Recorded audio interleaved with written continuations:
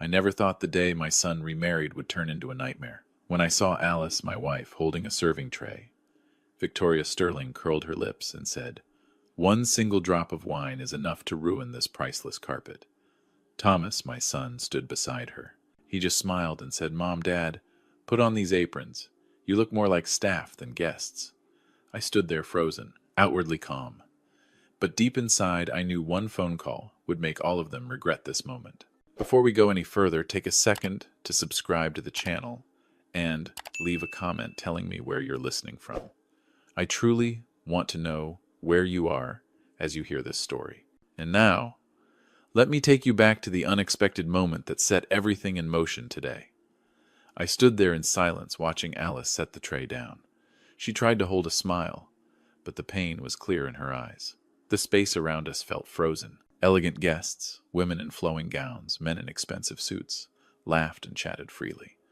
None of them noticed that we had been pushed aside, placed at table number 45, the table reserved for the outdoor service crew.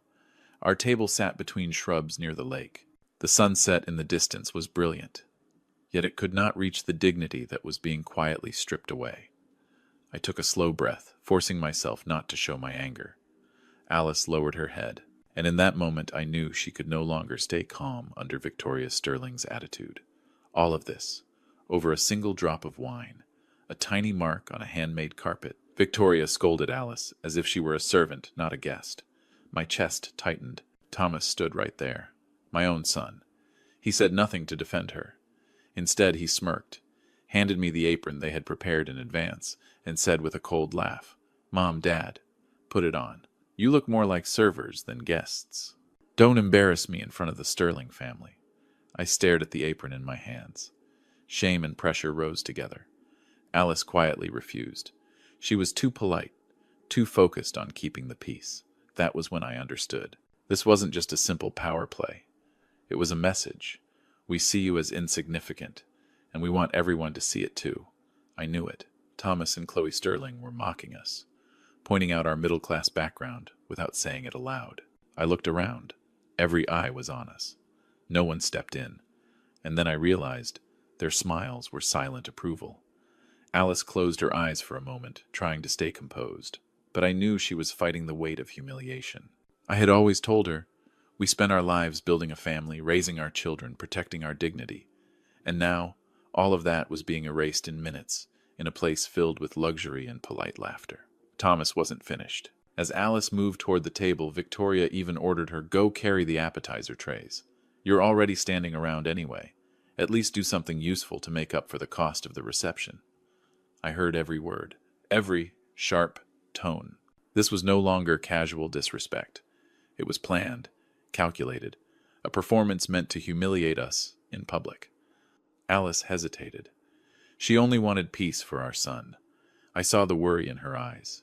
But inside me, something was boiling quietly. This was no longer about being poor or middle class. This was systematic degradation, a deliberate act meant to turn us into a joke. I remembered every year, every quiet sacrifice we made for our children. And now, they wanted to push us out of the picture entirely. As Alice bent down, I accidentally caught part of a hushed conversation between Thomas and Chloe Sterling. Their voices were low, but clear. "After the wedding, put them in a cheap nursing home. The old house will be ours." I went completely still. The truth revealed itself in an instant. They didn't just disrespect us today. They planned to take everything. Our home, our independence, our dignity. The irony numbed me. I was the father, the man who taught his son the value of self-respect. And now my own son and daughter-in-law were degrading us. They wanted to turn us into hired help at our own child's wedding. No explanation, no chance to defend ourselves. Just public humiliation. Under the curious eyes of dozens of elite guests, one thing became very clear to me. If I stayed silent, they would win. And I had no intention of allowing that. In my mind, I began to calculate, quietly, not to take revenge the way they expected, but to expose the truth. Silence and composure would be my strongest weapons. And I knew. One phone call to the right person at the right moment would bring this entire display of arrogance crashing down. I looked at Alice. She was still trying to remain composed, but her hands were trembling. I gently took her hand. to comfort her and to send a message. We will not bow. Not today. Not ever. The air around us was tight like a drawn wire. Every laugh, every whisper from the guests only strengthened my resolve. We had been disrespected, but we were not defeated. And in that moment I knew the time had come. I would make the call. I would use a kind of power they never imagined, a power beyond wealth and luxury, to expose their unfilial hearts, to restore dignity to Alice, to myself, and to everyone they believed was beneath them. Right there, between the sunset and the public humiliation, a cold, steady determination settled in me. One action, one move, and everything was about to change. As I stood there, still holding Alice's hand gently, I heard Victoria Sterling continue her scolding. This time her voice carried calculation. "Alice, go carry the appetizer trays. You're already standing anyway. At least do something useful to make up for the cost of the wedding." I didn't need to look to know where her eyes were aimed, toward the nearby guests. She wanted them to see us working, as if our existence needed to be paid for. Alice hesitated. She bent slightly, her lips pressed tight. She wanted to please our son to avoid a scene, but I knew that silence was feeding the humiliation. Then I heard a soft laugh behind me. "Thomas," I clearly caught his whisper to Chloe. "After today, they'll have no choice but a cheap nursing home. The old house will be ours." My chest tightened. There was no doubt left. This wasn't a joke, not a misunderstanding. It was a deliberate plan, carefully designed to humiliate us, take our property, and leave us defeated, in dignity and in rights. Alice looked at me. Her eyes held fear and trust. I took a deep breath, trying to pass some calm to her, even as I struggled to hold it myself. I understood then, if I didn't act, today's humiliation would only be the beginning.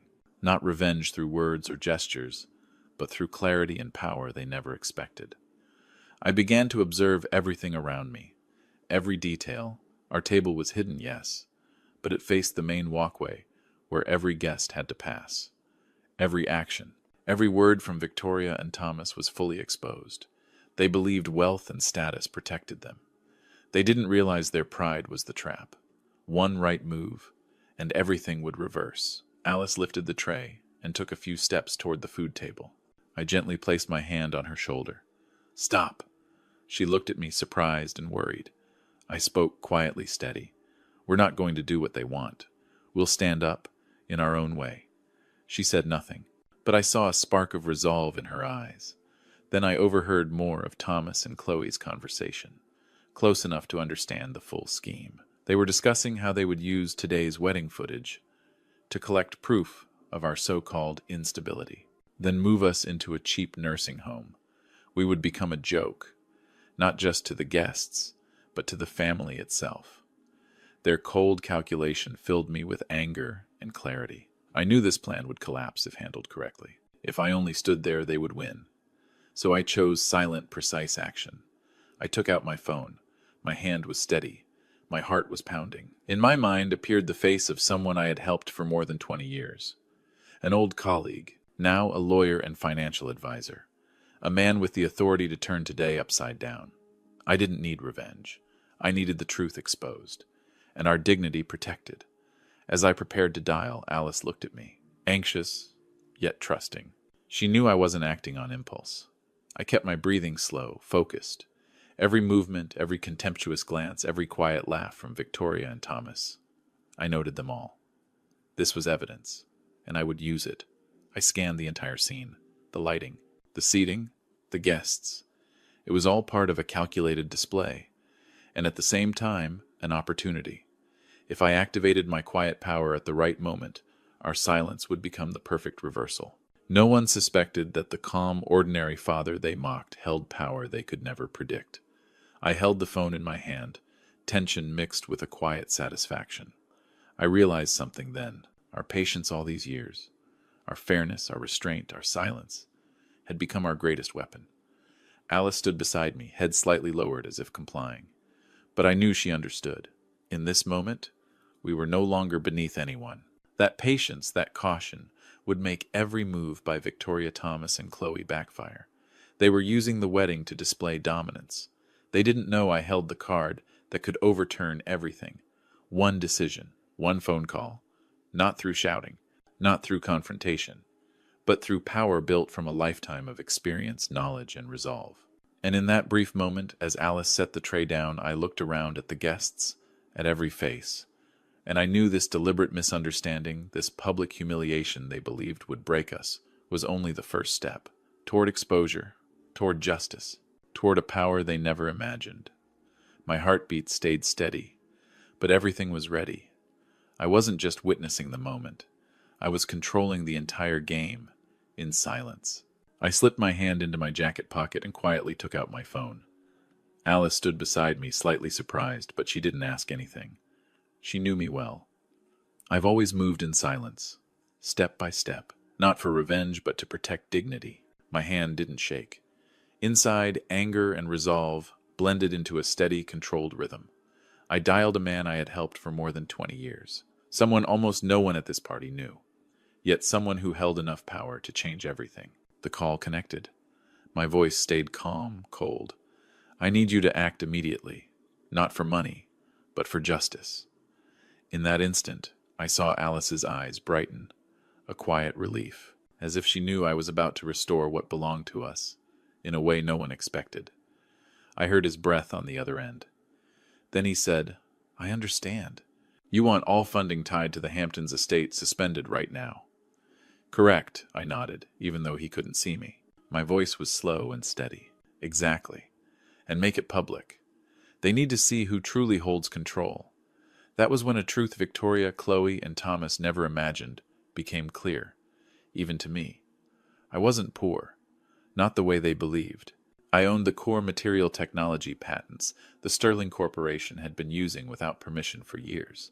I had quietly supported them through construction contracts, but they never suspected that the calm, simply dressed man standing near table number 45 was the intellectual owner behind billions of dollars. I watched them from a distance. Alice gently placed her hand on my arm, feeling my heartbeat, steady but strong. I remembered every year, every quiet contribution, everything I had done so my son could live well, so the family could stay stable. And now they tried to erase it all with public humiliation. They didn't understand one thing.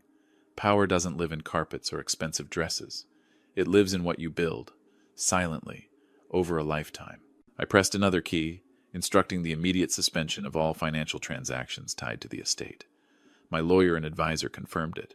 All contracts, all funding, frozen. The current use of the estate now violated the control terms of a trust where my voice carried weight. Within minutes, the structure of power they depended on collapsed in silence. The arrogant smiles, the contemptuous glances. They dissolved into quiet confusion. I turned to Alice. She didn't speak, but the relief in her eyes was unmistakable. We were still standing at table number 45, between the shrubs and the sunset. But everything had changed. We were no longer beneath anyone. Our silence, our composure, had become strength. That phone call was the turning point. While Victoria and Chloe still believed their status would protect them, I knew the truth would reach them soon. I heard Chloe whisper to Thomas, "Are you sure he wasn't bluffing?" I smiled inwardly. I didn't need words. Real power had already been set in motion. The consequences would reveal themselves naturally, right when they felt most secure. I remembered the conversation I had overheard earlier, the plan to put us in a nursing home, to take the old house. I knew Alice had heard it too. I knew how hard she worked not to cry. I placed my hand on her shoulder, a reminder.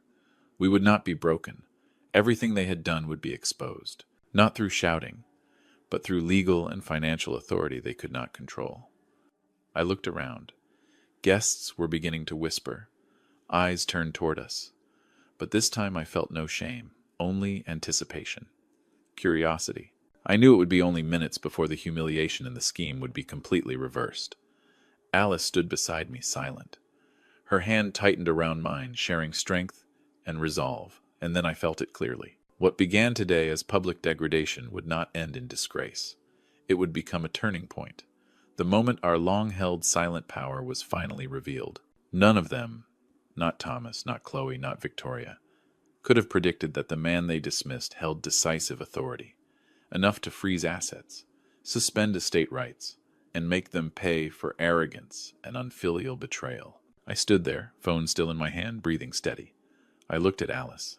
She smiled softly, not bright, but filled with trust and relief.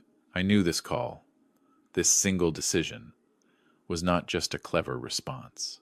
It was the only way to protect our dignity, our rights, and expose the truth they thought they could bury. Under the burning sunset, beside the hidden table number 45, our silence felt stronger than ever. No shouting, no arguments, just truth and power, applied at the right moment. And I knew, in just a few more minutes, Henry Vance and Alice would no longer be overlooked.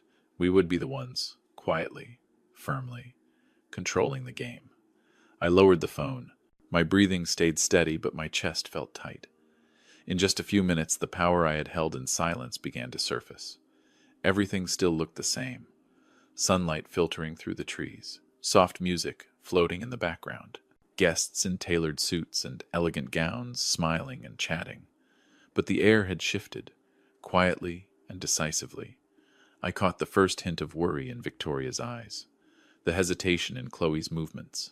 And Thomas, my son, suddenly stood stiff, awkward, as if weighed down by something he could no longer control. I said nothing. I stayed at table number 45, my hand resting lightly on Alice's shoulder, watching from a distance. Then, step by step, a group of lawyers and security personnel appeared at the entrance of the estate. No shouting, no spectacle, yet their presence alone caused laughter to fade, confidence to pause. Victoria turned pale. She tried to hold on to her commanding tone, but I could see the crack beneath it. Chloe gripped Thomas's hand tightly, as if clinging to power she believed was still there. One of the lawyers stepped forward. His voice was calm, firm. The Sterling family is not authorized to use this property. Continuing this event violates funding agreements and the control terms of the trust. Victoria gasped. Her voice trembled as she tried to threaten. Do you know who holds power here? This can be solved with money. Then her eyes met mine. In that instant she understood. I was the one controlling the financial power they depended on. I remained silent. My hand stayed near my phone, ready to reveal more if needed.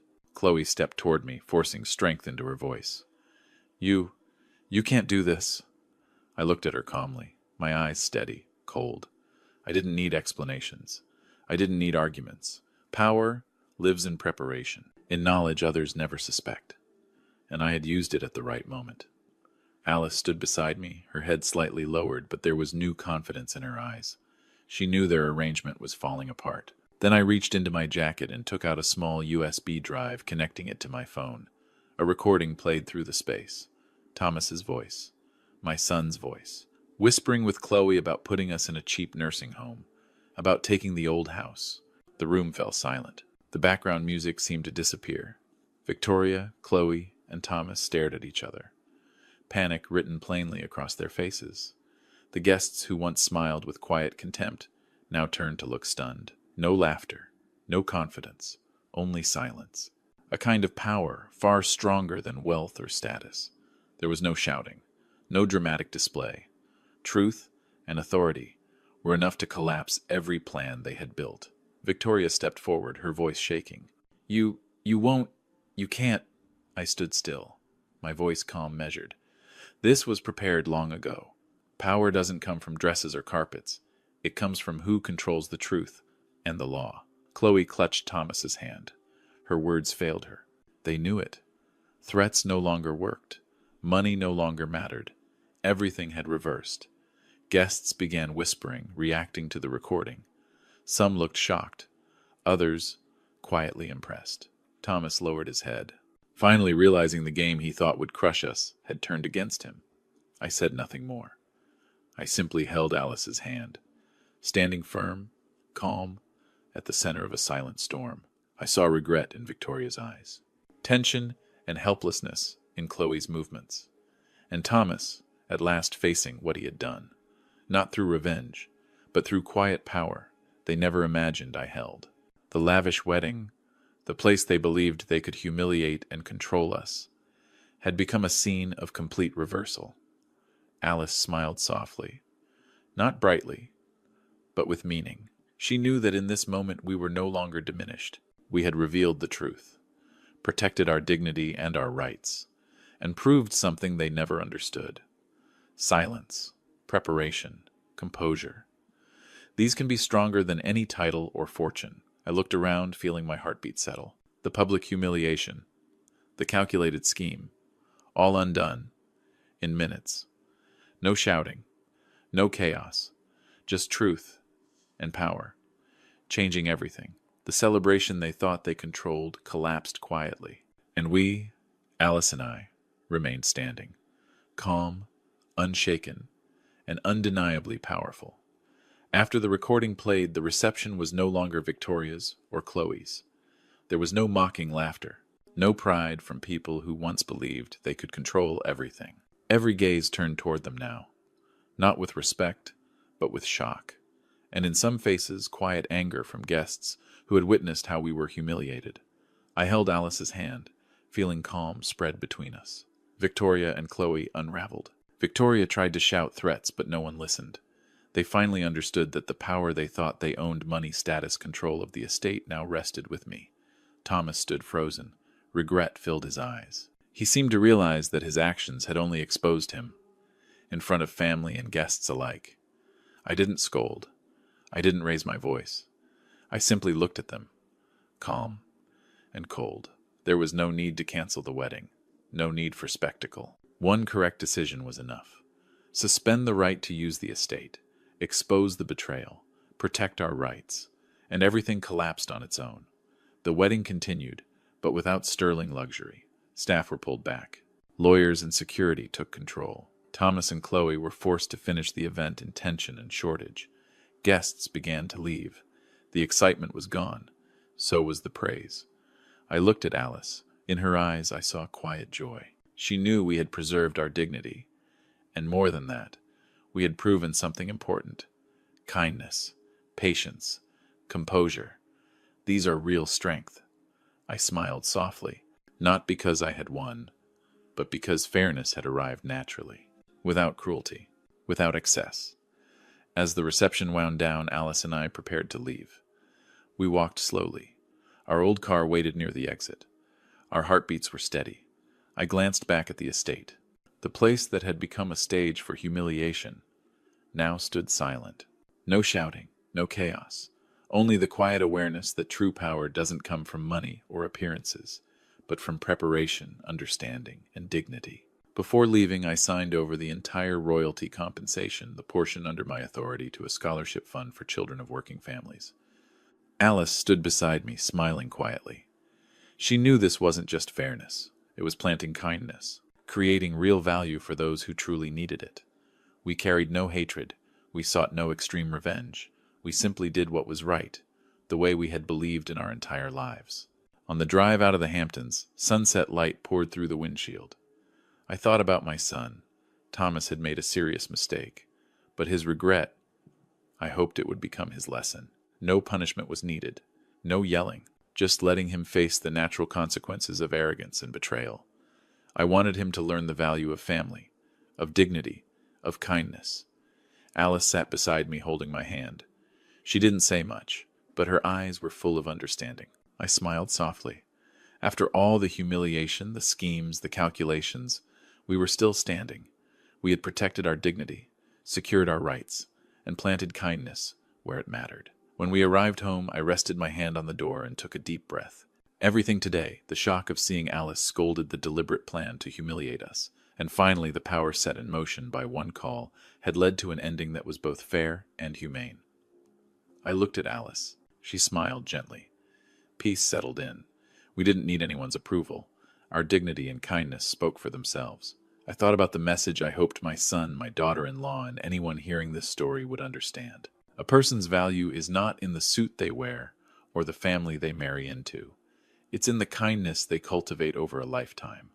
Never look down on those who built the foundation for you. People like Alice and me who choose integrity and patience will always see fairness return, quietly but undeniably. The car rolled down an empty road, the sunset glowing behind us. Alice and I sat in silence, feeling life slow back into rhythm. No theatrics, no performance, just composure, preparation, and kindness. We had endured it all, and this story will always remind me and Alice and hopefully our son, that dignity and self-respect are the most precious things in life, things no one can ever take away. We left quietly, calm, whole. The reception had collapsed. The schemes were exposed. But what remained was far more valuable. Dignity, fairness, and a human truth no amount of money or status can replace. Thank you for listening to this story today. If you found it meaningful, please like, subscribe, and share so you don't miss future stories. Every subscription, every share, helps us continue telling real, humane stories about family, kindness, and dignity. Once again, thank you for being here. I'll see you in the next story.